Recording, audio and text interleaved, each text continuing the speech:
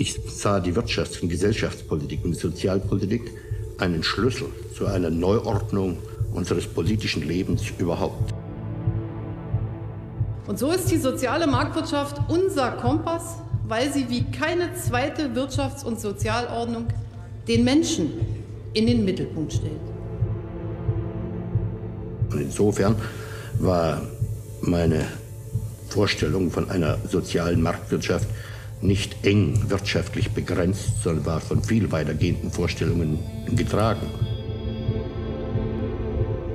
Das, was Ludwig Erhard geleistet und geschaffen hat, ist für uns ein Auftrag, dass wir die soziale Marktwirtschaft zu einem Erfolgsschlager weltweit machen, zu einem Exportartikel made in Germany.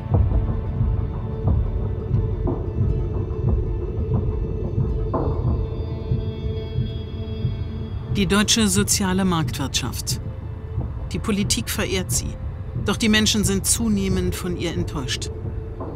Die Mehrheit der Deutschen ist der Meinung, dass sie nicht vom aktuellen Wirtschaftssystem profitiert.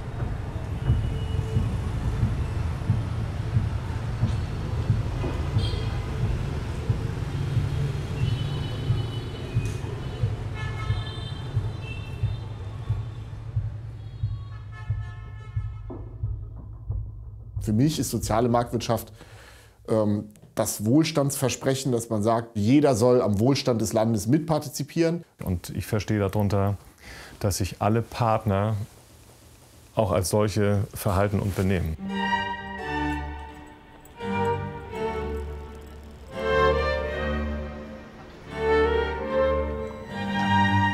Soziale Marktwirtschaft ist eine, die sozial reguliert ist und auf den sozialen Ausgleich auch ausgelegt ist. Und auch ganz wichtig ist dieses Element des Abgesichertseins. Das heißt, dass existenzielle Lebenskrisen abgefangen werden und eben ein starker Sozialstaat da ist, der den Einzelnen in diesen Situationen dann auch auffängt.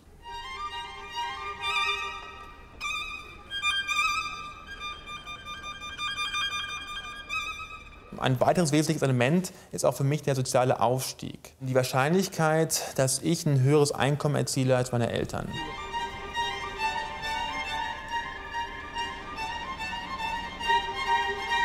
Die soziale Marktwirtschaft ist unsere Wirtschaftsordnung, die einerseits den freien Markt so viel Spielraum lassen will wie möglich, andererseits Regeln festlegt, damit diese Marktkräfte gebändigt werden in den Aspekten, wo sie eventuell Schaden verursachen.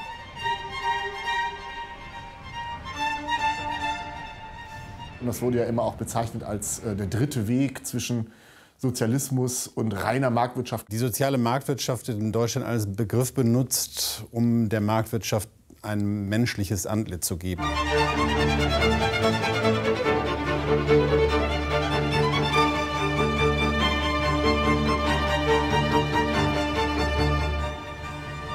Gleichzeitig muss es einen skeptisch machen, dass alle von links bis fast ganz rechts im Grunde einverstanden sind, dass wir eine soziale Marktwirtschaft haben, dass die Gewerkschaften das wollen, dass die Kirchen das wollen, dass aber auch die Industrieverbände das wollen. Der Begriff der sozialen Marktwirtschaft spielt ja eine sehr große Rolle in der deutschen Politik, in der deutschen Wirtschaftspolitik vor allem, der ja fast zu so einem Konsensbegriff geworden ist. Soziale Marktwirtschaft. Soziale Marktwirtschaft. Soziale Marktwirtschaft. Soziale Marktwirtschaft.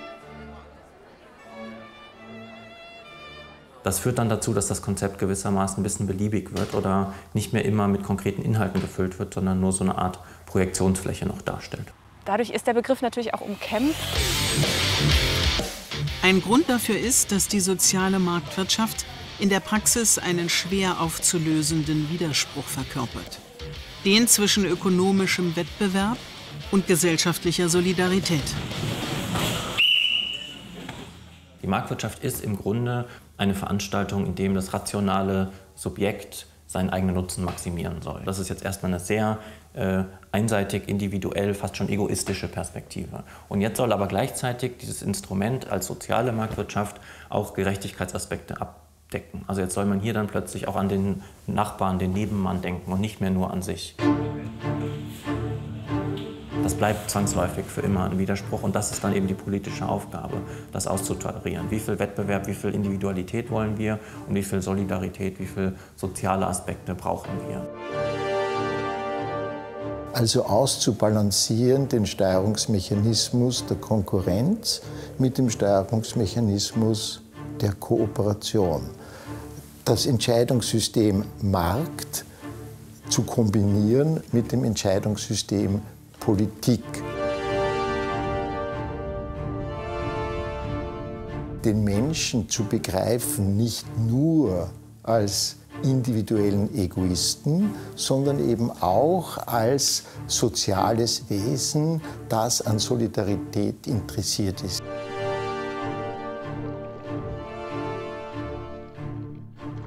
Wir sehen vor allem in den 80er Jahren eine sehr starke Bewegung, wirtschaftliche Aspekte in der Politik sehr stark zu betonen. Also der Wirtschaft sehr großen Raum einzuräumen, einen gewissen Primat der Wirtschaft einzunehmen in politischen Fragen. Ab Anfang, Mitte der 90er hat sich die Welt einfach geändert. Der Eiserne Vorhang ist gefallen, Osteuropa hat sich transformiert von letztendlich sozialistischen, kommunistischen Ländern in Marktwirtschaften. Und ganz wichtig, Asien hat sich transformiert, allem voran natürlich China. Globalisierung und Außenhandel, das war ein ganz wichtiger Treiber. Und dadurch ist einfach der Wettbewerbsdruck in Deutschland in bestimmten Bereichen enorm gestiegen. Im Zuge dieser nationalen und globalen Entwicklungen wandelte sich auch die deutsche soziale Marktwirtschaft. Heute ist sie in ihren wesentlichen Bestandteilen eine andere als noch vor 30 Jahren.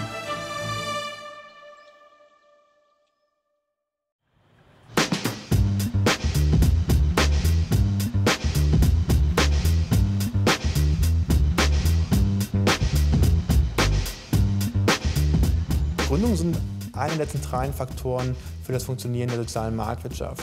Gründungen ermöglichen den sozialen Aufstieg, weil eben Gründungen im Durchschnitt ein höheres Einkommen ermöglicht. Gründungen schaffen neue Arbeitsplätze und bringen Innovationen hervor. Und drittens sind Gründungen essentiell für den Wettbewerb. Weniger Wettbewerb heißt weniger Druck auf bestehende Unternehmen, innovativ, produktiv zu sein. Und das kann sich eben auch langfristig auswirken auf das Wirtschaftswachstum im Allgemeinen. In Deutschland nimmt die Gründungsdynamik jedoch kontinuierlich ab. 2009 gab es noch rund 413.000 Gründungen. 2020 waren es über ein Drittel weniger. Im Vergleich mit anderen Volkswirtschaften, die ähnlich strukturiert sind wie die deutsche, sehen wir eben, dass die Gründungsaktivität hierzulande auf einem der niedrigen letzten Plätze ist.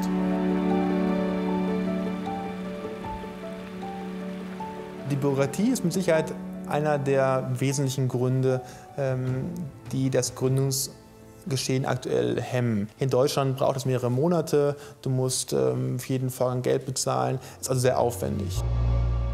Das Bürokratieproblem betrifft aber nicht nur Gründungen. Auch für etablierte Unternehmen wird es zunehmend zu einer Belastung. Und wenn ich mir bei mir in meinem Unternehmen anschaue, mit wie wenig personellem Aufwand ich die bürokratischen Vorgaben erledigen konnte und wie viel das heute ist, das ist vermehrfacht, verzigfacht, muss man da einfach sagen. Im Gastgewerbe beispielsweise machen Bürokratiekosten bis zu 6% des Jahresumsatzes aus, bei bis zu 14 Überstunden pro Woche. Es ist so, dass wir eine Regulierungs- und Überregulierungsflut haben. Und da ist die Politik seit Jahren, verspricht sie, dass sie Abhilfe schafft, dass sie Verbesserungen herbeiführt, und das passiert nicht. Es ist eher das Gegenteil. Es kommt immer mehr und immer mehr und immer mehr. Während sich Großunternehmen diesen Aufwand eher leisten können, ist er für kleine und mittlere Unternehmen und besonders für Gründer ein zentraler Zeit- und Kostenfaktor.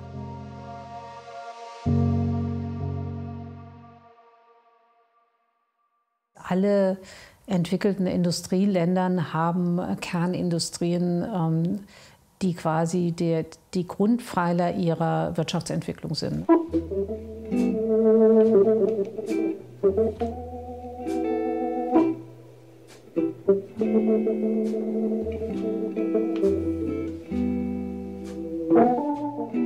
man so ein bisschen jetzt sich das wirtschaftsgeschichtlich anschaut, kann man schon beobachten, dass die Regierungen immer dafür gesorgt haben, dass es diesen Kernindustrien in ihren Ländern eigentlich relativ gut geht, weil sie wussten, das ist quasi unser Geschäftsmodell.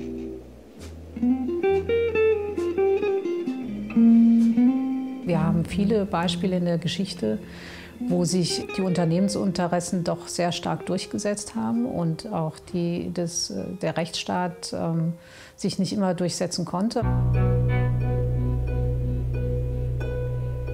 Ich glaube, dass die Sicht auf die soziale Marktwirtschaft so schlecht ist, weil es so viele Verwerfungen gibt, die einfach sehr prägend sind und sehr nachhaltig wirken.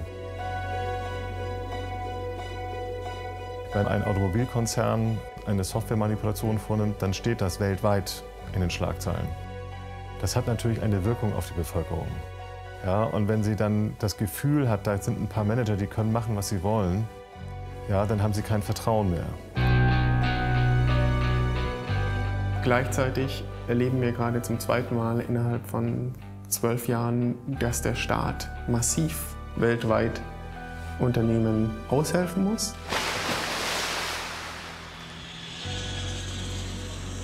Der Eindruck ist natürlich da, und er ist auch nicht ganz falsch, dass über große Konzerne schneller mal die schützende Hand gehalten wird als über kleinere und mittlere Betriebe. Wenn der Staat Unternehmen rettet, dann sollte er auch beteiligt werden als Aktionär an Unternehmen und diese Beteiligung auch aktiv wahrnehmen. Insbesondere wenn die Herausforderung, der wir uns gegenüber sehen, eine ist, die Planung über 10, 20, 30 Jahre hinweg erfordert.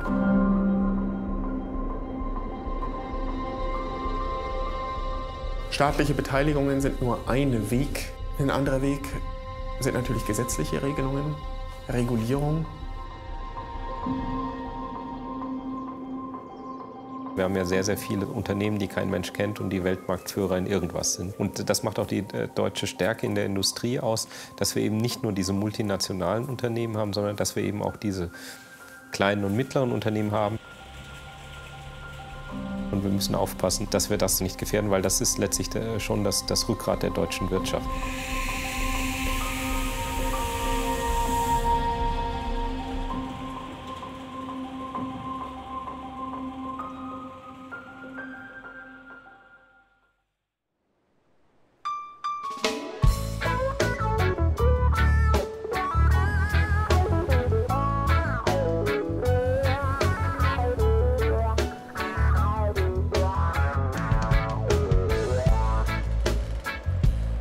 In einer fairen Marktwirtschaft sollen sich die Unternehmen durchsetzen, die die besten Produkte besonders kostengünstig herstellen.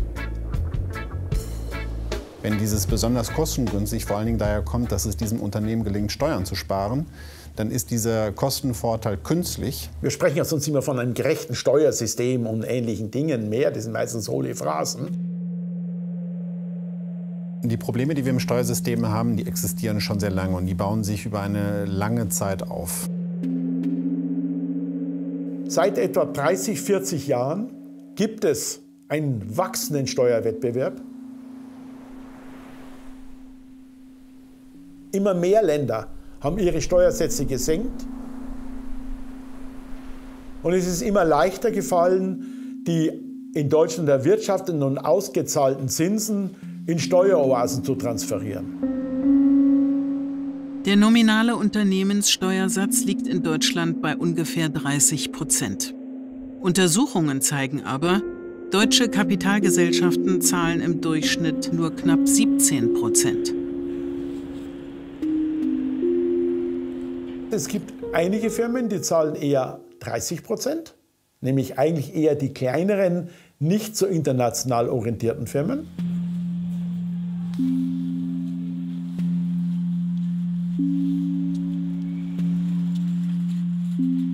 Und die großen international operierenden, steueroptimierten Firmen, die zahlen eher nur 5%. Ein Grund ist die steigende Zahl multinationaler Unternehmen, die immer mehr mit sogenannten immateriellen Wirtschaftsgütern handeln. Das können Patente sein, Algorithmen, firmenspezifisches Wissen. Wenn man ein solches Patent in einen Niedrigsteuerstandort verschoben hat, dann stellt dieser Standort dann den anderen Standorten des Unternehmens die Nutzung dieses Patents in Rechnung. Und dann muss man Lizenzgebühren zahlen. Und das heißt, sie verkleinern dort die Bemessungsgrundlage und erhöhen die Bemessungsgrundlage in der Steueroase. Und auf diese Weise verschieben sich die Gewinne von den Produktionsstandorten hin in die Steueroase. Long before anyone can remember, there was a small island on the edge of the world, dreaming dreams the world could share. Das sind in ganz besonderem Ausmaß die Digitalunternehmen, aber eben nicht nur. Das betrifft auch Unternehmen, die sehr stark von Markenrechten abhängen, wie zum Beispiel Nike, Starbucks und andere.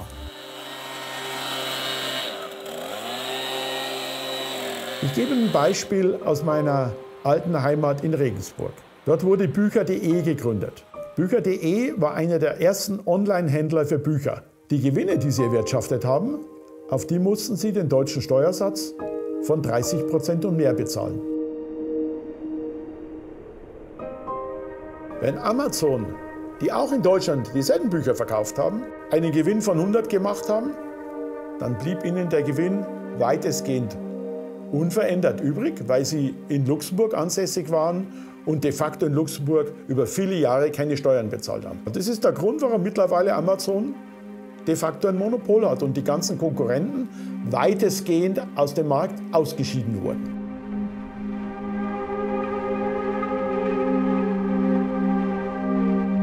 Ich habe bewusst nicht ausgeschieden sind, weil das wäre ja irgendwie so, als ob es der Herrgott entschieden hätte, dass die ausgeschieden sind. Die wurden ausgeschieden durch die deutsche und europäische Steuerpolitik. Wenn sich der Wettbewerb auf diese Art und Weise verzerrt, dann belohnen wir nicht mehr denjenigen, der am produktivsten wirtschaftet, sondern denjenigen, der am aggressivsten Steuer spart. Und dann bekommen wir eine Selektion von Unternehmen, die nicht im Sinne einer Marktwirtschaft ist.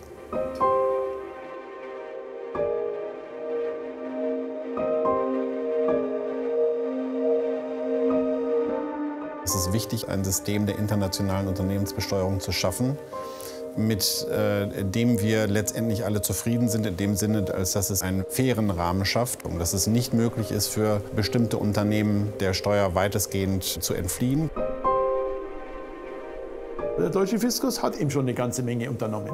Dadurch wird es abgemildert, aber nicht abschließend bekämpft.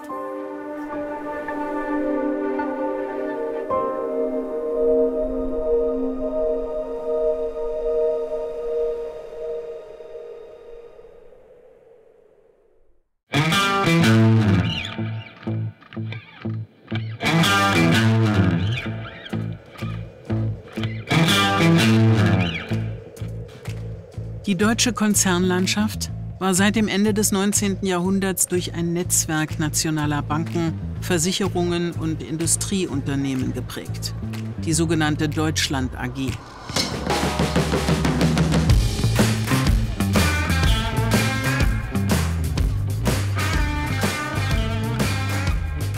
Ende der 90er Jahre und noch Anfang der 2000er Jahre verkauften die Banken und verkauften auch die deutschen nicht finanziellen Unternehmen die Anteile, die sie an den anderen deutschen Unternehmen hielten. Die Deutschland AG löste sich also auf. Wer kaufte diese Anteile? Nun, internationale Investoren, internationale institutionelle Investoren. Insofern gab es also eine starke Internationalisierung der Eigentümerstruktur. Inzwischen wird über die Hälfte aller DAX-Aktien von ausländischen Investoren gehalten. Die dominanteste Gruppe besteht aus wenigen institutionellen Investoren wie den Asset-Management-Firmen BlackRock und Vanguard. Ein Investor, der 6, 7, 8% an dem DAX-Unternehmen hat, ist mächtiger als ein Investor, der 0,8% an diesem Unternehmen hat. Eine Gruppe von 5 internationalen Investoren, die haben quasi schon eine Sperrminorität. Und hier führt die Konzentration des Eigentums an Unternehmen in den Händen sehr großer globaler Asset Manager dazu, dass sich die Macht tendenziell hin zu den Shareholdern verschiebt, weiter in diese Richtung verschiebt.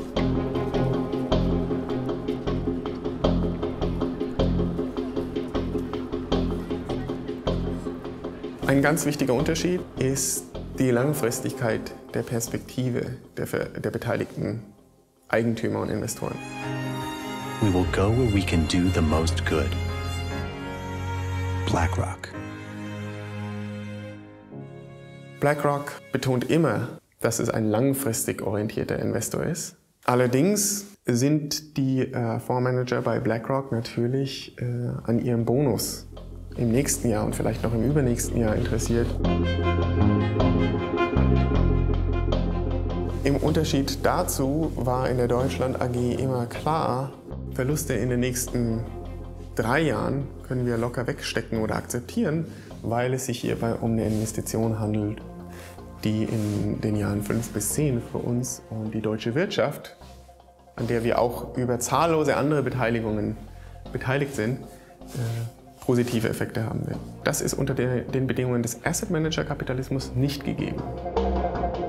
Auch besitzen institutionelle Anleger oftmals Anteile von miteinander konkurrierenden Unternehmen. Verschiedene Autobauer überall auf der Welt, aber auch in Deutschland, das ist ja ein globaler Markt, haben die gleichen wenigen dominanten Eigentümer. Für diese Eigentümer ist dann nicht entscheidend, dass ein Autobauer auf Kosten der anderen seinen Marktanteil erhöht durch kompetitive, aggressive Preise für seine Autos, sondern dass die Autobranche als Ganze ihre Profite maximiert.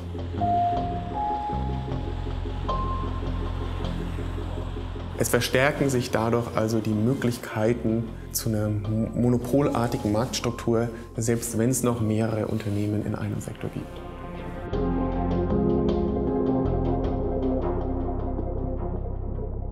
Konsumenten zahlen die Zeche und der Wettbewerb ist verzerrt.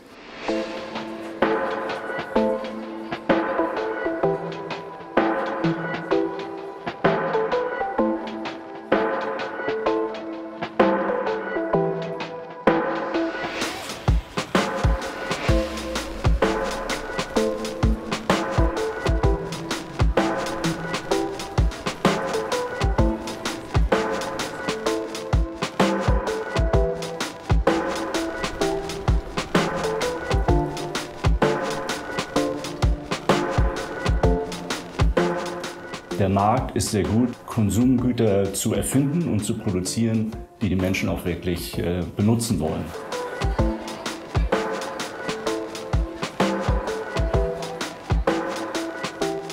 Wenn man jetzt mal weggeht von den Konsumgütern und zum Beispiel über den Bildungsbereich nachdenkt oder über Wohnen oder Pflege, Gesundheit, dann stellt man sehr schnell fest, dass der Markt häufig versagt. Also eigentlich ist Marktversagen in diesen Bereichen die Regel und nicht die Ausnahme. Wir sind definitiv an dem Punkt, wo der Staat nicht mehr so funktioniert, wie er früher mal funktioniert hat und auch nicht mehr so funktioniert, wie er eigentlich funktionieren sollte. Vor allem in den 90er und Nullerjahren wurden staatliche Leistungen privatisiert oder gekürzt. Erstens natürlich das Stichwort Hartz-Reform, aber auch im Bereich der Krankenversicherung, in der Pflege gibt es Probleme und in der Rente haben wir natürlich immer die Diskussion. Etwa seit der Jahrtausendwende hat die öffentliche Hand insgesamt weniger ausgegeben, als für den Werterhalt des öffentlichen Kapitalstocks notwendig gewesen wäre. Das bedeutet, seit dieser Zeit wird eigentlich, zumindest buchhalterisch, mehr abgenutzt vom öffentlichen Kapitalstock, als neu investiert wird. Das sind Straßen, Brücken, Schulgebäude, aber auch die Tische in den Schulgebäuden, die Smartboards in den Universitäten, die Computer in der Verwaltung, auch die Software in der Verwaltung. Ich glaube, dass wir jetzt an einem Zeitpunkt angekommen sind, wo sich der Investitionsrückstau doch sehr deutlich bemerkbar macht.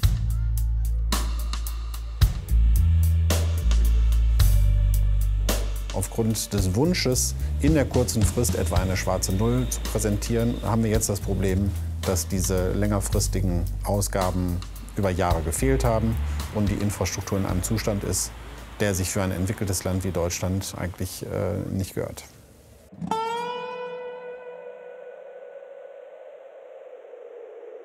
Die öffentliche Investitionsschwäche zeigt sich vor allem in den Kommunen, also dort, wo der Kontakt des Staates mit seinen Bürgern und Unternehmen am unmittelbarsten ist. Hauptsächlich werden Investitionen von den Kommunen getätigt, weil das meiste der Infrastruktur auf kommunaler Ebene ist.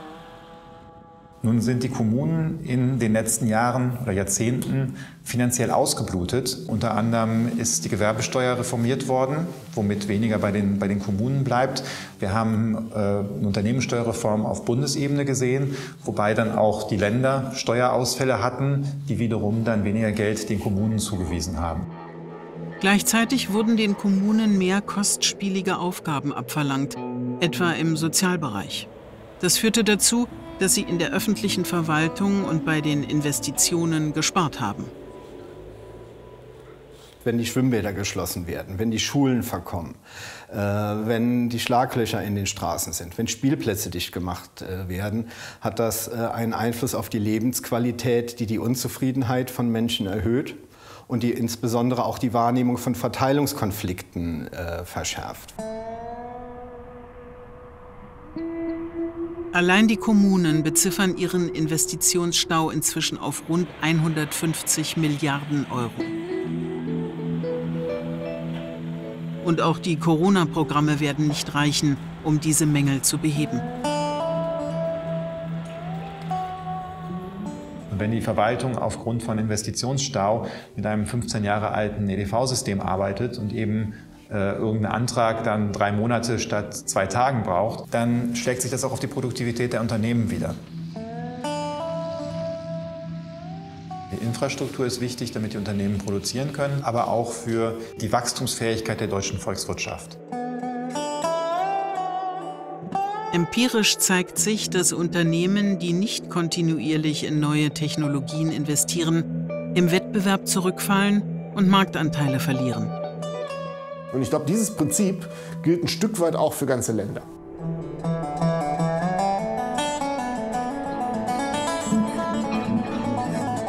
Also gerade wenn wir über künstliche Intelligenz reden, sind wir meilenweit hinter den USA und mittlerweile auch hinter China.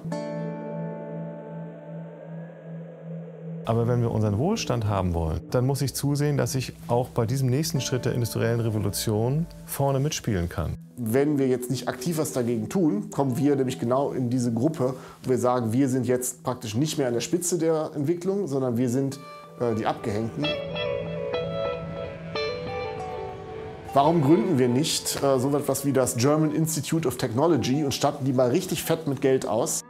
Da können ruhig mehrere Sachen gefördert werden und da kann auch mal was schiefgehen, solange eben andere Projekte dann auch wirklich gut funktionieren. Wenn wir nicht in unsere Zukunftsfähigkeit investieren, dann verspielen wir den Wohlstand der Generation von morgen und übermorgen. Das, was wir da brauchen, ist nicht kleckern, sondern klotzen. Im Moment machen wir nicht mal kleckern.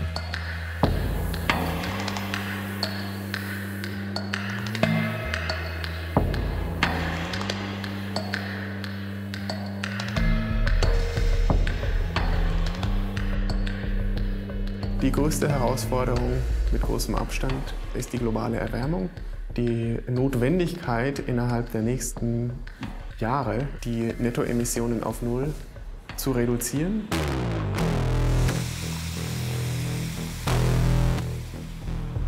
Die soziale Marktwirtschaft derzeit ist nicht wirklich klimagerecht, weil sie negative Klimawirkungen, negative Umweltschäden hervorbringt. Es muss darum gehen, dass das klimaschädliche Wachstum aufhört. Wir brauchen eine klimaneutrale Wirtschaft, die auch wachsen kann, aber in bestimmten Grenzen.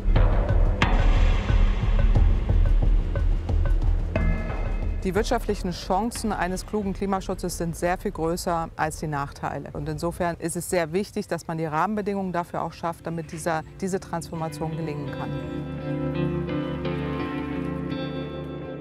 Das erfordert enorme staatliche Steuerungskapazitäten. Der Privatsektor wird dieses Problem definitiv nicht lösen. Jetzt gerade in der Corona-Krise zeigt sich ja, dass der Staat auch wichtige Anschubfinanzierungen leisten kann und die Konjunkturprogramme dazu da sind, dass die Wirtschaft unterstützt wird, auch mit gezielten Investitionsallianzen für diesen Umbau. Und diese Ausgaben, die müssen überhaupt nicht aus den Steuereinnahmen des heutigen Jahres finanziert werden. Da ist es nicht nur unproblematisch, da ist es fast schon wünschenswert, dass Ausgaben, die für so zukunftsgerichtet sind, dann eben auch langfristig finanziert werden. Von daher, glaube ich, brauchen wir einfach eine strikte Trennung zwischen diesen Ausgabenkategorien, die sozialpolitischen Aufgaben und verteilungspolitischen Aufgaben, ganz klar im Bundeshaushalt auch Steuereinnahmen bewerkstelligen, aber den Investitionsbedarf, den kann man eben sehr wohl Anleihen finanzieren. Ganz abgesehen davon, dass es genug Studien gibt, die uns sagen, dass die Renditen für diese öffentlichen Investitionen hoch sind. Also heute eine Schnellbahnstrecke zu bauen oder die Autobahnen zu reparieren oder in Bildung zu investieren, das bringt dem Staat in der Zukunft deutlich mehr Steuereinnahmen. Wir reden da von Renditen von 8%. Und bei einer Verzinsung nahe Null ist es eigentlich völlig idiotisch, so etwas nicht über Kredit zu finanzieren.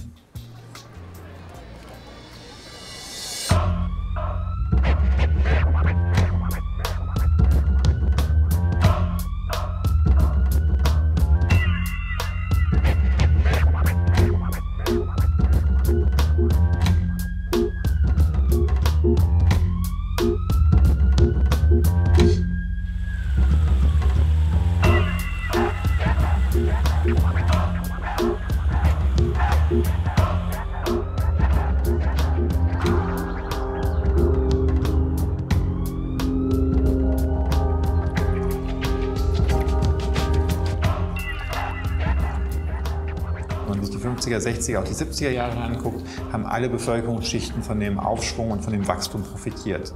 Das hat sich geändert.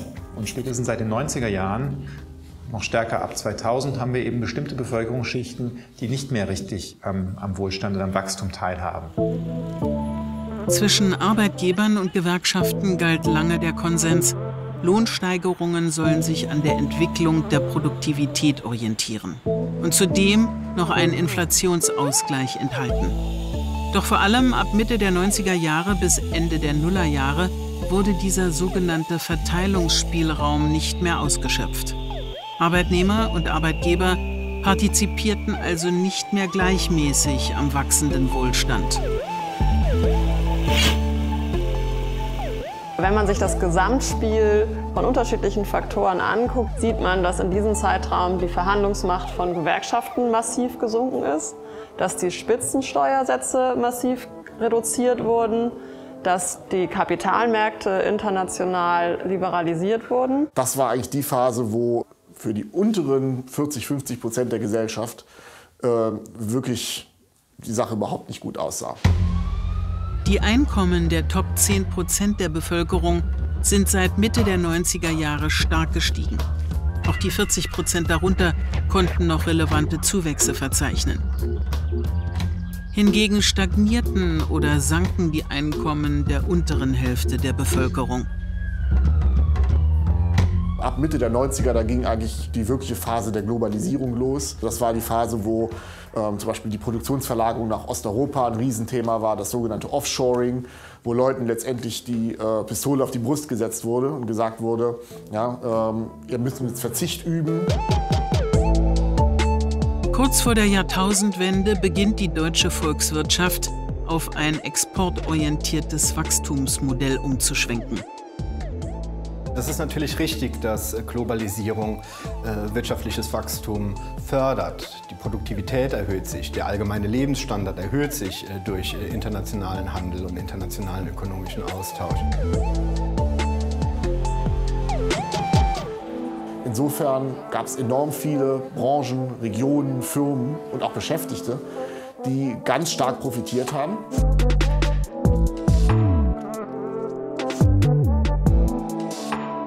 Aber es darf eben nichts darüber hinwegtäuschen, dass es Mechanismen gibt, und die Globalisierung im Außenhandel ist eben so ein Mechanismus, der eben dafür sorgt, dass Wohlstandsgewinne vielleicht im Durchschnitt anfallen für ein Land, aber nicht automatisch für jeden. Es gibt einzelne Individuen, besonders hochqualifizierte Individuen, Bezieher von Kapitaleinkommen, die im überdurchschnittlichen Maße von diesen Entwicklungen profitieren.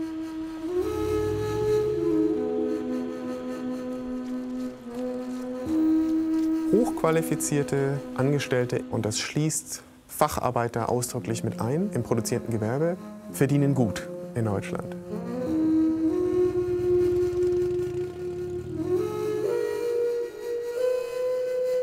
Andere Individuen, vor allem geringqualifizierte, vor allem Menschen, die primär von ihrem Erwerbseinkommen abhängen, verlieren relativ betrachtet.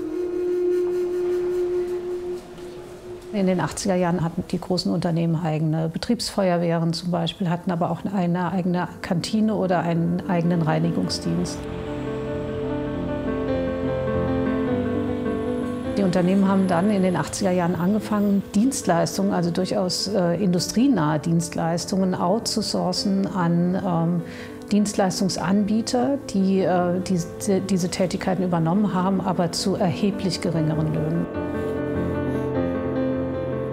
Und dadurch haben sich dann in bestimmten Segmenten einfach Beschäftigungsformen entwickelt, die dann standardmäßig zu sehr geringen Löhnen angeboten wurden.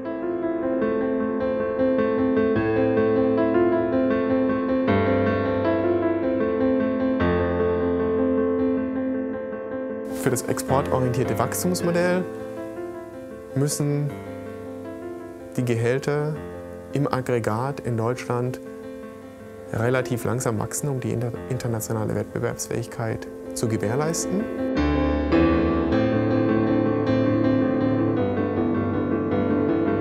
In den Daten der volkswirtschaftlichen Gesamtrechnung kann ich sehen, dass die Arbeitseinkommen nicht proportional mit den Unternehmensgewinnen steigen. Auf der anderen Seite fließen die Gewinne, die aus diesem Wachstumsmodell generiert werden, die Unternehmensgewinne, stärker als in der Vergangenheit ebenfalls ins Ausland. Das heißt, die Verteilungswirkung des exportorientierten Wachstumsmodells ist tendenziell regressiv.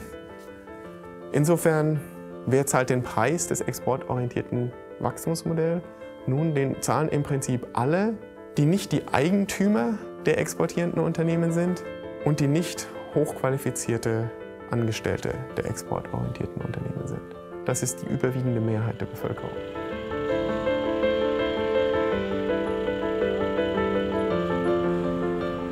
Wohlstand für alle ist ja eigentlich, dass die Wohlstandszugewinne möglichst breit gestreut sind und nicht nur einige betreffen, sondern nach Möglichkeit alle.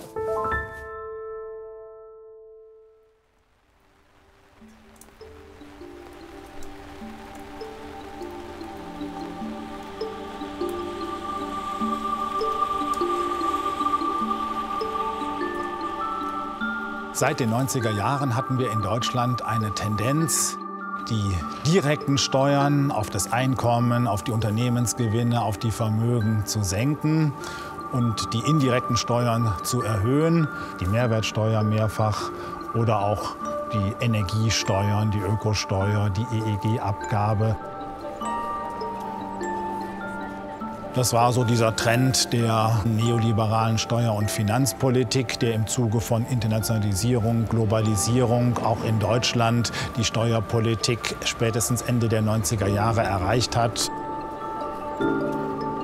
Im Laufe der letzten Jahrzehnte ist die Progressivität und damit auch die Umverteilungswirkung des Steuersystems zurückgegangen. Das heißt, dort werden die armen Menschen sogar relativ zu ihrem niedrigen Einkommen viel höher belastet. Seit der Jahrtausendwende stiegen die Belastungen für die unteren 70% der Einkommensbezieher. Hingegen wurden die obersten 30% entlastet.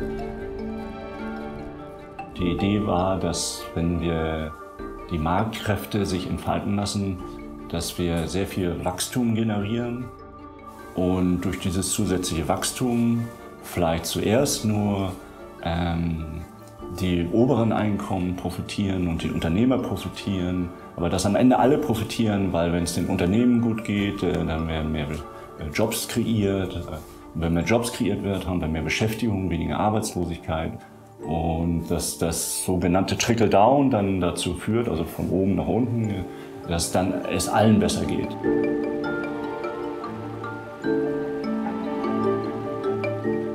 Es stimmt, wir hatten wirtschaftliches Wachstum. Es stimmt auch, dass wir die Arbeitslosigkeit gesenkt haben, aber wir haben mehr schlechte Arbeit kreiert.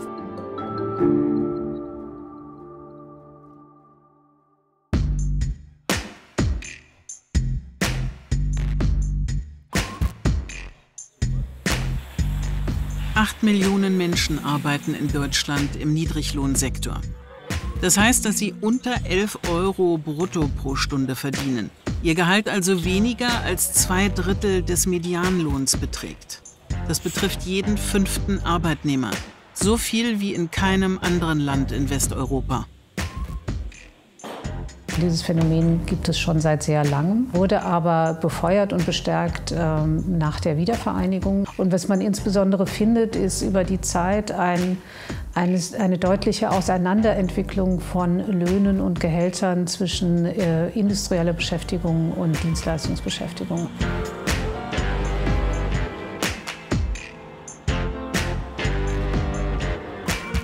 Wir hatten lange Zeit starke Tarifverträge, haben wir heute nicht mehr wirklich. Und insbesondere in den Sektoren, wo jetzt sehr wenig bezahlt wird, ist die Tarifbindung sehr schlecht. Und es gibt nur eine sehr schwache tarifliche Regulierung.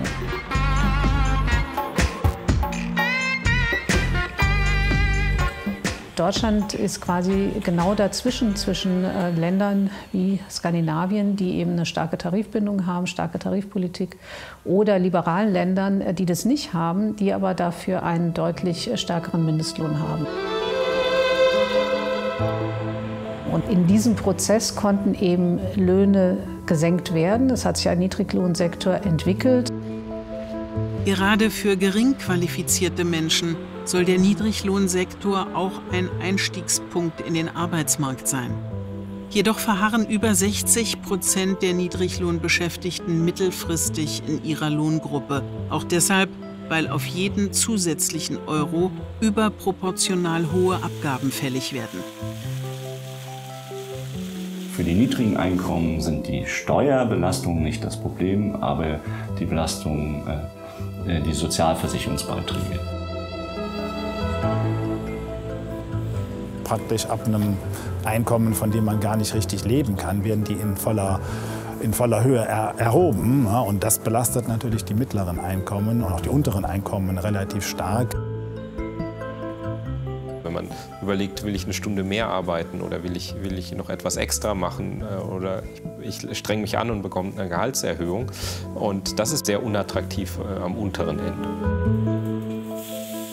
Dieses gesamte System hat aberwitzige Konsequenzen. Wer 20 € die Stunde verdient und seine Arbeitszeit von 20 auf 40 Stunden verdoppelt, bekommt netto rund 75% mehr Lohn. Bei einem Stundenlohn von 10 € bringt eine Arbeitszeitverdopplung hingegen nicht einmal ein Fünftel mehr. Das ist aus meiner Sicht die größte Ungerechtigkeit im jetzigen System, dass eben Anreize, sich anzustrengen, also aus eigener Leistung letztlich der Armut zu entkommen, dass das in Deutschland nicht belohnt wird. Ein fundamentales Prinzip der sozialen Marktwirtschaft ist, dass jeder Mensch, der jeden Tag arbeitet, auch von seinem Arbeitslohn angemessen leben kann. Dieses Prinzip gilt häufig nicht mehr in Deutschland.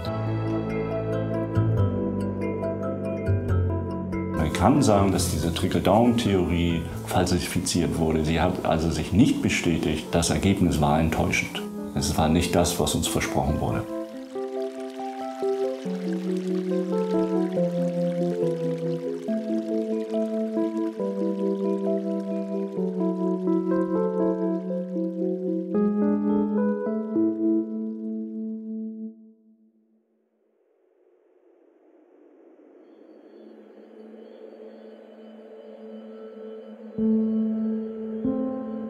Das Versprechen der sozialen Marktwirtschaft, Wohlstand für alle, bezieht sich nicht nur auf die Einkommen, sondern auch auf die Verteilung der Vermögen. Die aber ist in Deutschland inzwischen so ungleich wie in kaum einem anderen europäischen Land.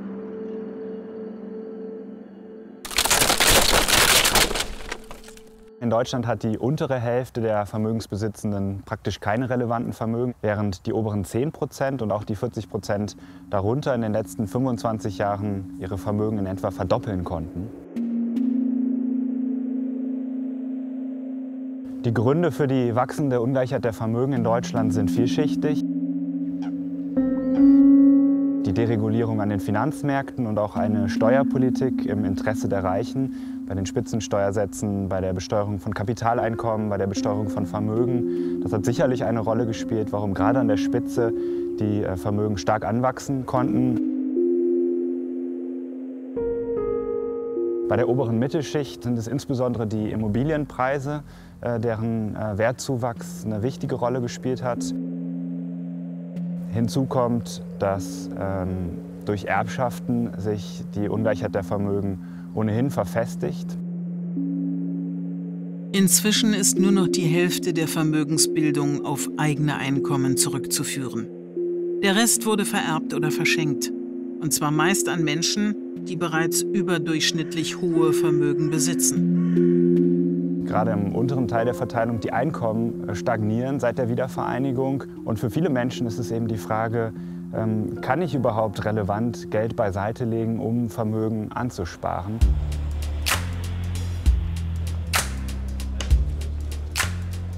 In vielen der Ungleichheitsuntersuchungen ist die wachsende Ungleichheit durch steigende Mietkosten noch nicht abgebildet.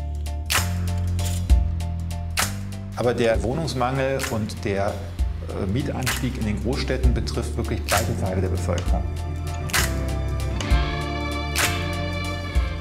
Dort zeigt sich, dass die Ungleichheit aufs ganze Leben gesehen zunimmt und die Möglichkeit, Vermögen anzusparen, eben sehr ungleich verteilt ist.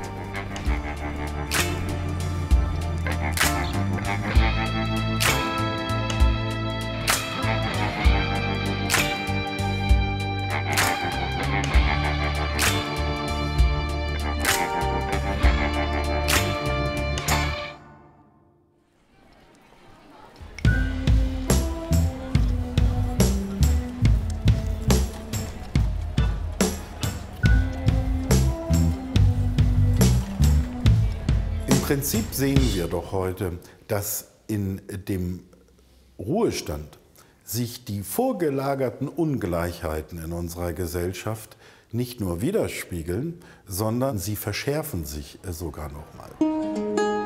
Statistisch gesehen gelten Menschen als armutsgefährdet, die weniger als 60% des Medianeinkommens zur Verfügung haben.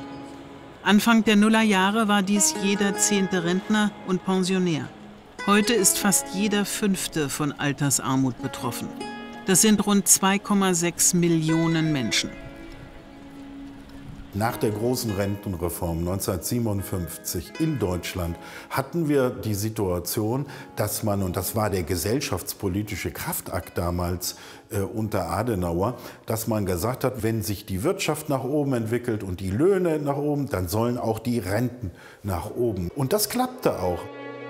Doch nach der Wiedervereinigung konnten viele Menschen wegen steigender Arbeitslosigkeit und stagnierenden Löhnen nicht mehr genug Rentenansprüche aufbauen. Schließlich setzte die rot-grüne Regierung eine Rentenreform durch, die im Kern aus einer Absenkung des Rentenniveaus bestand. Und das hat jetzt dazu geführt, dass viele Menschen mit niedrigen Erwerbseinkommen eben nicht mehr wie in der Vergangenheit ausreichende eigenständige Sicherungsansprüche in der gesetzlichen Rentenversicherung aufbauen können. Das klappt eigentlich überhaupt nicht mehr. Das heißt, die Altersarmut wird definitiv massiv steigen. Sie ist schon gestiegen, aber sie wird jetzt richtig stark steigen. Menschen, die ihr Leben lang gut verdient und regelmäßig Beiträge gezahlt haben, werden auch künftig eine ausreichend hohe Rente erhalten. Gleichzeitig, was einbrechen wird, ist sozusagen diese in Deutschland so bedeutsame und wichtige Mitte. Wenn man sich überlegt, dass man 45 Jahre lang immer das Durchschnittseinkommen verdient haben muss und dieser Betrag liegt zurzeit bei 3.400 € brutto, dann haben Sie nach 45 langen Jahren zurzeit eine Bruttomonatsrente von etwas über 1.400 € im Monat. Und dann liegen Sie bei 1.200, vielleicht sogar drunter, 1.100 € netto. Davon müssen Sie dann Ihr Leben bestreiten, wenn Sie keine anderen Einkommensquellen im Alter haben.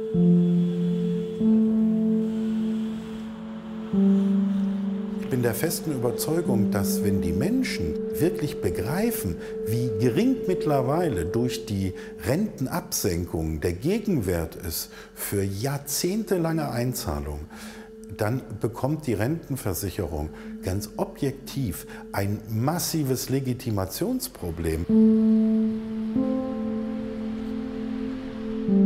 Dieses ganze System wird dann zu Recht grundsätzlich in Frage gestellt. Das Erfolgsversprechen der sozialen Marktwirtschaft, Wohlstand für alle, ist auf jeden Fall eingelöst worden in den 60er, 70er, 80er Jahren und das halte ich für eine ganz große Erfolgsgeschichte. Und seitdem ist die Situation eben schwieriger geworden. Man braucht sich eigentlich nicht zu wundern, dass wenn ein Teil der Bevölkerung vom Wohlstand oder vom Zuwachs des Wohlstands ausgeschlossen ist, dass die sich irgendwann abwenden von dem wirtschaftlichen System.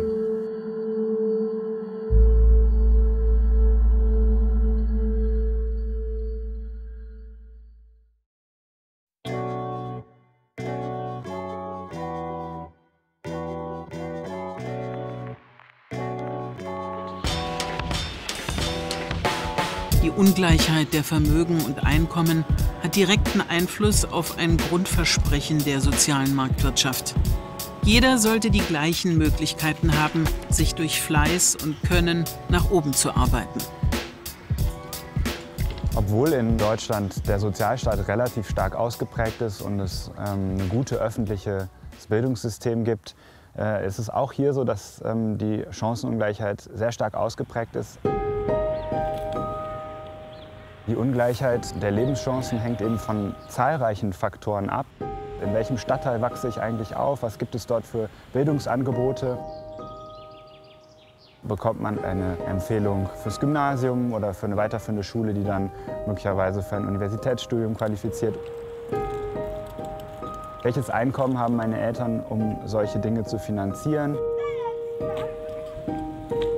Bei der Gesundheit spielt es eine Rolle. Man sieht in Studien, dass eben die Gesundheitssituation schlechter ist für Menschen mit niedrigen Einkommen. Und das sind dann auch Aspekte, die darauf einwirken, welchen Pfad man eigentlich einschlagen kann.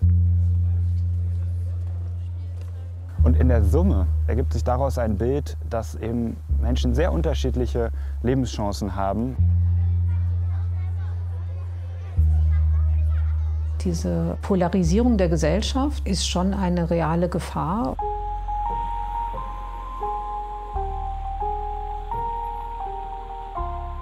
Es gibt durchaus bestimmte Viertel in Ballungsgebieten, wo sich jetzt nur noch Reiche aufhalten und die dann natürlich auch ihre entsprechende Infrastruktur dazu haben.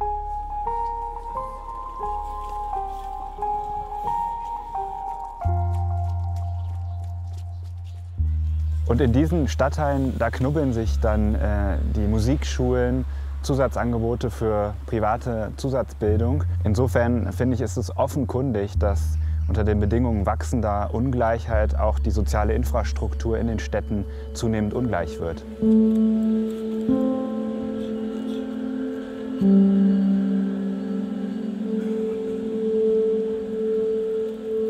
Die Ungleichheit der Lebenschancen darf nicht zu groß sein. Ansonsten haben wir als Gesellschaft und haben auch die Menschen das Gefühl, dass es nicht gerecht zugeht.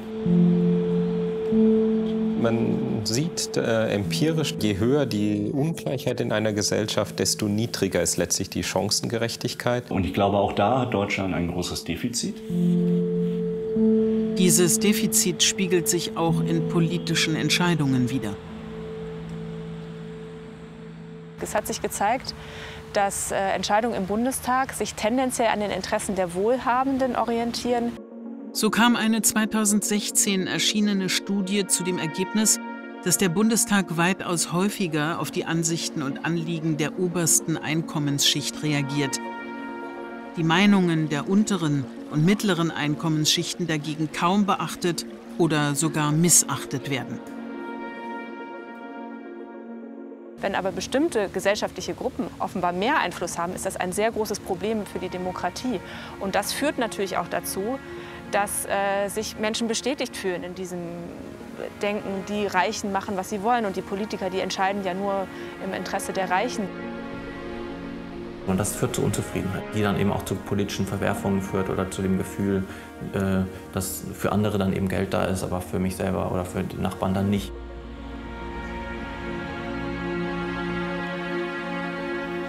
Das stellt natürlich diesen Slogan Wohlstand für alle und letztendlich das Grundprinzip der sozialen Marktwirtschaft natürlich schon ein Stück weit auch in Frage. Da müssen wir eben aufpassen, dass es nicht so weit kommt, dass das zu einem Problem für den Zusammenhalt der Gesellschaft wird und auch für die Demokratie.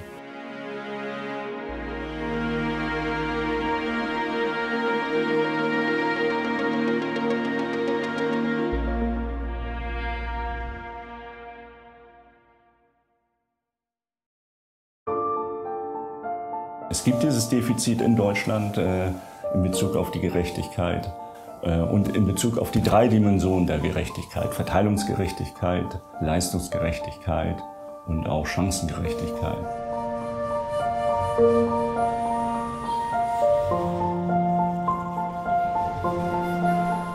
Wir müssen uns überlegen, wie wir die Gesellschaft gerechter machen können.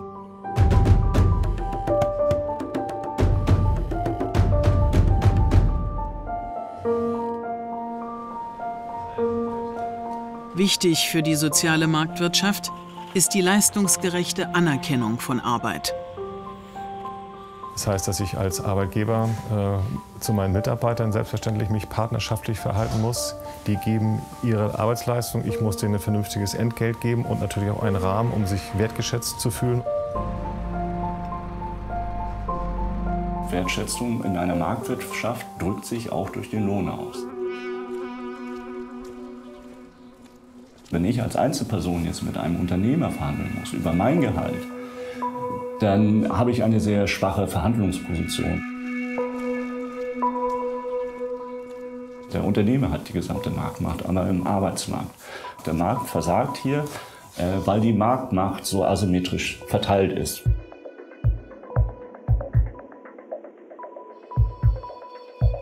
Die Antwort sind Gewerkschaften. Man organisiert sich so, dass die Verhandlungsmacht symmetrischer verteilt wird. Arbeitnehmerinnen und Arbeitnehmer sind die überwältigende Mehrheit der Bürgerinnen und Bürger in der Gesellschaft und die werden vertreten innerhalb von Unternehmen, von Gewerkschaften gegenüber den Interessen der wenigen. Trotz zuletzt wieder höherer Tarifabschlüsse sinkt die Macht der Gewerkschaften kontinuierlich. Mitte der 90er Jahre arbeiteten noch 2/3 aller Beschäftigten in Betrieben mit Tarifbindung. Heute nicht mal mehr die Hälfte. In vielen politischen Diskussionen sagt man, man möchte, dass die Tarifvertragsparteien den Arbeitsmarkt regulieren und nicht die Politik. Nur wenn diese das nicht mehr können, dann ist klar, dass die Politik da zunehmend eingreifen muss. Arbeitnehmer und Arbeitgeber verhandeln dabei lediglich über den Bruttolohn. Was am Ende davon beim Arbeitnehmer ankommt, wird durch das Abgaben- und Steuersystem bestimmt. Eine Tatsache, die vielen nicht so bewusst ist: Am Anfang ist unser Sozialversicherungs- und Steuersystem progressiv und dann wird es ganz schnell mit höheren Einkommen ein Flatrate-Tax-System und am Ende wird es sogar regressiv. Der Grund sind die Beitragsbemessungsgrenzen, die die Abgaben an die Sozialkassen deckeln. Wer 1.300 € pro Monat verdient, zahlt prozentual höhere Sozialversicherungsbeiträge als jemand, der 13.000 € verdient. Ab einem Bruttomonatslohn von 4.800 € wirkt das System regressiv. Das heißt, um Leistungsgerechtigkeit wieder zu erzeugen, müssen die Sozialversicherungsbeiträge für die Leute, für die Menschen mit geringem Einkommen gesenkt werden. Eine andere Maßnahme, um das System progressiver zu machen, wäre, dass man die Beitragsbemessungsgrenzen ausweitet. Warum sollen bei 80.000 € oder 85.000 € da jetzt Schluss sein? Da können wir auch weitergehen. Das würde auch das System wieder progressiver machen. Um die Leistungsgerechtigkeit zu stärken, braucht es eine fundamentale Reform unseres jetzigen Alterssicherungssystems. Erstens muss lebenslange Arbeit wieder mehr und konsequenter abgebildet werden in der Rentenversicherung, als das heute der Fall ist. Und da muss der Gegenwert wieder angepasst werden an die Beiträge, die ich mein Leben lang gezahlt habe. Gleichzeitig müssen wir unbedingt unten im unteren Bereich die Leistungen armutsfest machen. Steuere ich nicht gegen, dann lande ich in einer Gesellschaft, in der ich sehr viel altersarme Menschen habe, die halt einfach Pech gehabt haben in diesem System. Wenn ich das verhindern will, aus gesellschaftspolitischen Gründen, weil ich so eine Gesellschaft nicht möchte, dann muss ich umverteilen. In der Schweiz gibt es eine Basisrente und es gibt dann aber auch eine Maximalrente, die ist vereinfacht gesagt doppelt so hoch wie die Basisrente. Aber es gibt keine Beitragsbemessungsgrenze. Das heißt, die Reichen oder Wohlhabenden zahlen viel mehr ein, als sie letztendlich an Rente bekommen. Und eine Anmerkung zu dem immer wieder vorgetragenen, das können wir doch uns gar nicht leisten. Es gibt hier in meinen Augen eine fundamentale Problematik, die man oft bei diesen ökonomischen Themen hat und die ich nenne, das ist die Bruttotäuschung. Es werden immer in den Diskussionen Bruttogrößen genannt. Es wird gesagt, eine Verbesserung der Grundrenten würde zum Beispiel 20 Milliarden € kosten. Und das Geld ist dann weg. Das ist eine Kostenstelle. Das ist natürlich volkswirtschaftlich totaler Humbug, denn diese Summe in Form von Renten wird gerade im unteren Bereich zu 100% ausgegeben, fließt also in den Konsum. Daraus werden Löhne, Sozialbeiträge für die Beschäftigten gezahlt und so weiter. Die Nettokostenbelastung ist viel, viel geringer, als die Bruttogröße uns andeutet. Und das scheint mir nicht nur die Rentendiskussion in unserem Land völlig zu blockieren. Wir müssen weg von dieser Bruttokostenfixierung und im weiteren Sinne wieder volkswirtschaftlich denken.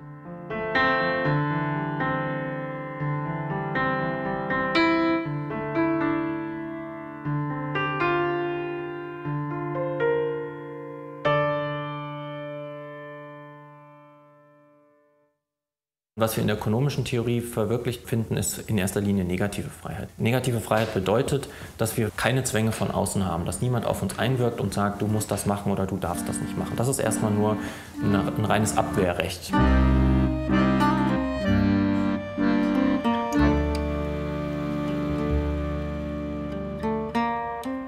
Was jetzt positive Freiheit bedeutet, ist, dass wir auch die Chance haben, diese Rechte zu verwirklichen. Also dass wir eben nicht nur beispielsweise das Recht auf freie Schulbildung haben, sondern dass wir auch die Möglichkeiten an die Hand bekommen, diesen Bildungsweg zu beschreiten.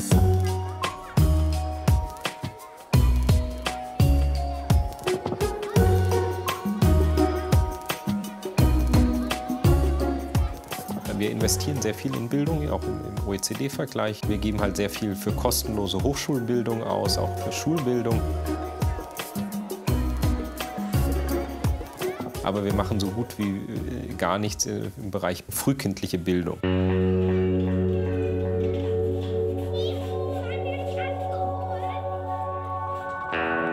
Wenn man sich die skandinavischen Länder anschaut, dann sieht man, dass da eben viel mehr auch schon in frühkindliche Bildung der Kinder investiert wird.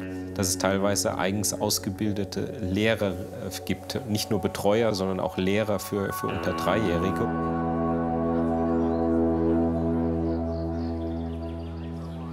Wenn man wirklich Ungleichheit und insbesondere Ungerechtigkeiten bekämpfen will und Chancengerechtigkeit herstellen will, dann müssen wir viel mehr in diese frühkindliche Bildung investieren, damit auch Kinder aus benachteiligten Elternhäusern eine bessere Chance, eine bessere Möglichkeit haben, sich die Fähigkeiten anzueignen, um später alle Möglichkeiten, alle Chancen zu haben. Bildung hört nicht in der Schule oder Universität auf. Vor allem die Digitalisierung wird in den nächsten Jahren Berufsbilder und Erwerbsbiografien verändern. Wenn ich jetzt an die wirklich neuen Technologien denke, die jetzt kommen, Big Data, künstliche Intelligenz und so etwas, dann werden die ja sehr stark den sehr, sehr großen Dienstleistungssektor treffen. Und da reden wir über die Leute in Banken, in Versicherungen, die Lkw-Fahrer, ja, bis hin zu Radiologen. Während Hochqualifizierte immer begehrter werden, verringert sich die Nachfrage nach Mittel- und Geringqualifizierten. Es ist nicht einfach nur ein Verlust an Einkommen, es sind nicht nur monetäre Einbußen, sondern es ist ein Verlust von Entwicklungsperspektiven. Da gehen Lebenskonzepte kaputt. Der Wohlfahrtsstaat ist sehr stark darauf ausgerichtet, monetäre Transfers zu zahlen. Also Menschen, die Einkommensverluste verzeichnen, Menschen, die arbeitslos werden, durch Geldzahlungen zu entschädigen. Das reicht heutzutage aber nicht mehr aus. Moderne wohlfahrtsstaatliche Maßnahmen müssen über die rein monetären Transfers hinausgehen. Die müssen Qualifikationsmaßnahmen sehr viel gezielter unterstützen. Findet man Wege einer Aufstiegsqualifikation, irgendeine Art von Weiterqualifizierung? Findet so Höherqualifizierung auch statt? Das muss wirklich auf der betrieblichen Ebene, aber auch in regionalen Arbeitsmärkten noch mal verhandelt werden. Wie beteiligen sich Unternehmen daran, auch wirklich eine Aufstiegsqualifikation anzubieten, und wie kann die Politik das unterstützen? Bildungspolitik, Bildungsinvestitionen sind wichtig, aber sie reichen nicht aus, um die Chancengerechtigkeit herzustellen.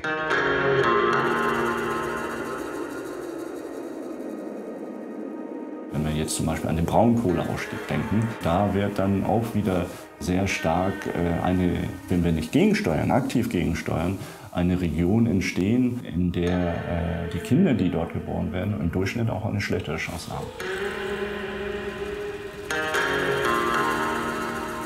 Und da ist dann auch wieder der Staat gefragt, die öffentliche Hand gefragt, massiv zu investieren in diese Region.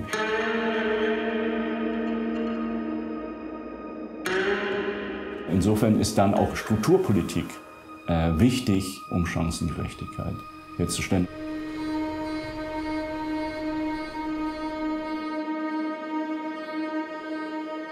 Wir haben jetzt auch eine Situation auf dem Wohnungsmarkt, wo die Situation in den Ballungsgebieten sehr stark angespannt ist und wo man gleichzeitig auch feststellen kann, dass wir Segregationstendenzen haben in einzelnen Städten, die deutlich stärker ausgeprägt sind als in der Vergangenheit.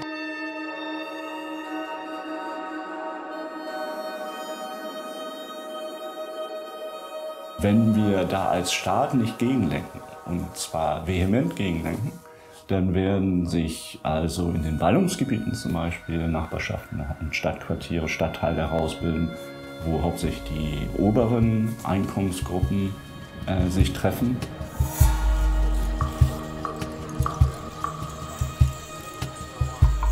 Und andere Stadtteile in weniger attraktiven Randgebieten werden dann die Familien mit geringem Einkommen wohnen.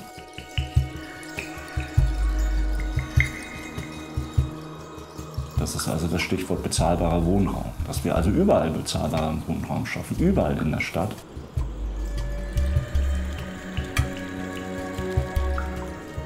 Die Wohnungspolitik wird dann wieder ein notwendiger Baustein für Chancengerechtigkeit. Und da braucht der Staat eben Ressourcen, die er durch ein Steueraufkommen bekommt. Und so zeigt sich, dass es auf der Finanzierungsseite Umverteilungspolitik braucht, um Chancengerechtigkeit herzustellen. Man könnte sicherlich jährliche Mehreinnahmen erzielen durch einen Mix an moderaten Erhöhungen von Spitzensteuersatz, Aufhebung Abgeltungssteuer, moderat höhere Unternehmenssteuern bzw. Beseitigung von Steuergestaltungsmöglichkeiten. Und gleichzeitig drastische Entlastung der Einkommen bis 4.000 € brutto.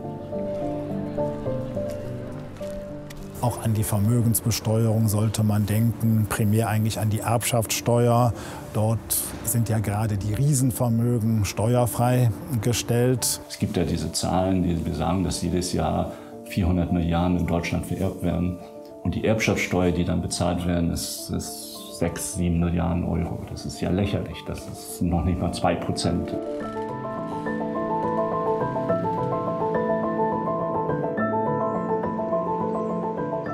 Wir haben ein Wohlstandsniveau erreicht, auf dem es mir zunehmend unvertretbar erscheint, extreme Verteilungsungerechtigkeit hinzunehmen.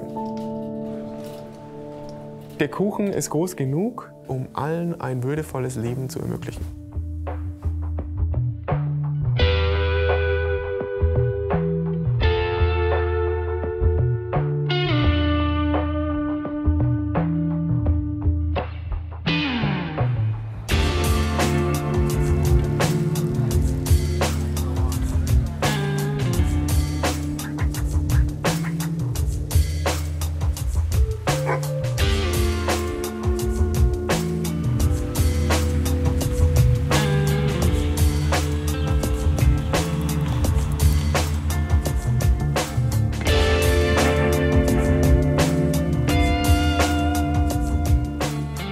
Ich könnte mir kaum ein anderes Land vorstellen, wo ich jetzt lieber leben würde. Aber wir müssen aufpassen, dass wir diese gute Position nicht verspielen. Der Wohlstand in der klassischen sozialen Marktwirtschaft wurde in erster Linie durch Wirtschaftswachstum definiert. Man muss den Begriff erweitern, um eine nachhaltige sozialökologische Marktwirtschaft, die dann eben auch die Belange der Wirtschaft, die sozial gerechte Entlohnung, aber eben auch die Auswirkungen auf Umwelt und Klima berücksichtigt.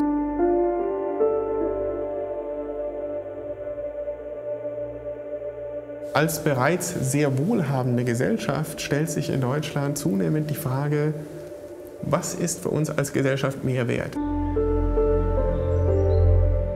Ein zusätzliches Prozent Wachstum oder profitieren wir als Gesellschaft von Wirtschaftspolitik, die Verteilungsergebnisse als genauso wichtig oder sogar wichtiger erachtet als Wachstumszahlen? Und auch Menschen nicht damit beschäftigt sind, sich um ihren Platz in der Gesellschaft zu sorgen. John Maynard Keynes, der bekannte Ökonom, hat ja einen Aufsatz geschrieben über die ökonomischen Perspektiven seiner Enkel. Und das ist ja nun schon 2, 3 Generationen her. Und er hat damals gesagt, der technologische Fortschritt und unsere wirtschaftliche Leistung sorgt dafür, dass seine Enkel also nur noch 2 Tage die Woche im Grunde arbeiten müssen. Und den Rest der Zeit kann man dann für Muße, für Familie, für andere Dinge verwenden, die wichtiger sind, als bloß sich im wirtschaftlichen Wettbewerb zu behaupten.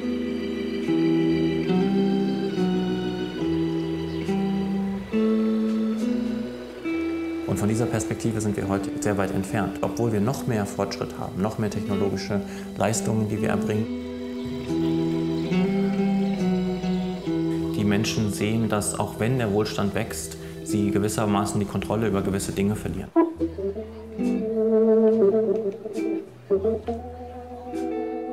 Wenn aber ein Prozess der Krisenvertiefung ganz langsam erfolgt, dann bekommt er den Anschein eines Sachzwangs.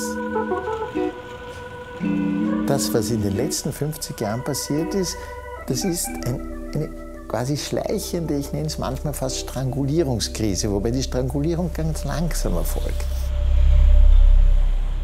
In dem Maße, in dem die Gesellschaft ungleicher wird das Ausmaß der Umverteilung, das nötig wäre, um die Ungleichheit unter Kontrolle zu kriegen bzw. den Trend umzukehren, größer und deshalb politisch immer schwerer durchzusetzen. Deshalb die Notwendigkeit, relativ früh und es ist gar nicht mehr früh in Deutschland, gegenzusteuern. Wir werden durch die Auswirkungen der Corona-Krise eine Potenzierung vor der Corona-Krise bereits vorhandener Ungleichheiten bekommen. Es gibt viele Baustellen, wo man die soziale Marktwirtschaft erheblich verbessern könnte. Ich bin an der Stelle nicht pessimistisch, nein. Weil es sind alles Fragen, die sich politisch umkehren lassen, die wirklich in unserer Hand liegen. Wir können die Gesellschaft gestalten. Wie wir es gestalten, ist davon abhängig, ob wir das, was wir dort sehen, was passiert, als fair erachten. Insgesamt würde ich mir einfach eine größere gesellschaftliche Diskussion wünschen über die vernünftigen und anständigen Tugenden unserer Wirtschaft. Was bedeutet soziale Marktwirtschaft für uns? Was bedeutet uns Freiheit? Welche Freiheit wollen wir? Und das war dann auch bei den Vordenkern der sozialen Marktwirtschaft nicht in erster Linie immer nur wirtschaftliche Freiheit, sondern eben schon Freiheit in Gesellschaft. Dass wir wieder da eine gewisse positive Konnotation dieser sozialen Marktwirtschaft entwickeln. Weil unser System eben davon abhängig ist, dass es von einem breiten Konsens getragen wird. Das ist zwangsläufig so, weil sonst diese ganze Idee der sozialen Umverteilung, die Sozialsysteme und die Solidarität, die damit verbunden ist, dass die funktioniert. Und dieser Konsens kommt nur zustande, wenn die Leute glauben, dass es fair zugeht. Und momentan ist das nicht mehr überall der Fall.